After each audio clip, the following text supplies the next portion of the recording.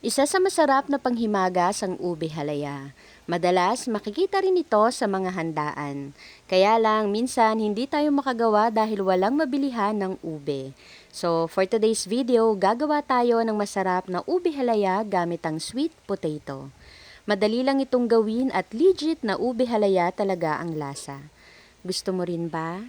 Tara, luto tayo. Sa recipe nga na ito ay kakailanganin natin ng 1/2 kilo ng kamote or ng sweet potato. Ilaga lang natin ito hanggang sa lumambot at once na lumambot na, palamigin muna natin ito bago balatan. Sa kamote pala na gagamitin dito, kahit na anong kulay po ng kamote yung gusto ninyong gamitin ay pupwede. After mabalatan, dudurugin naman na natin ito. Pwede kayong gumamit ng tinidor or ng potato masher. Pero kung gusto nyo po pala na mas maging pino yung ube halaya na gagawin ninyo, pwede nyo po itong gadgarin gamit yung grater or yung gadgaran ng cheese. After nating may handa lahat ng mga ingredients, pwede na tayong mag-start na magluto.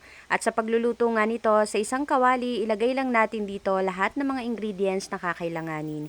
Isang lata ng evaporated milk, isang lata ng ube condensed milk, at para mas maging maganda yung kulay ng ating ube halaya na gagawin, nag-add ako dito ng 1 teaspoon ng ube flavor. At sa pagluluto nga po nito, katulad lang din ng karaniwang pagluluto ng ube halaya, tuloy-tuloy lang natin itong haluin hanggang sa makuha na natin yung ganitong consistency. At pag ganito na malapot na at mahirap ng haluin, maglagay na tayo ng margarine. Haluin lang uli natin ito at lutuin pa ng mga 5 minutes bago natin ahunin sa kalan. Yung complete recipe po ng aking niluluto ay nasa dulo ng aking video.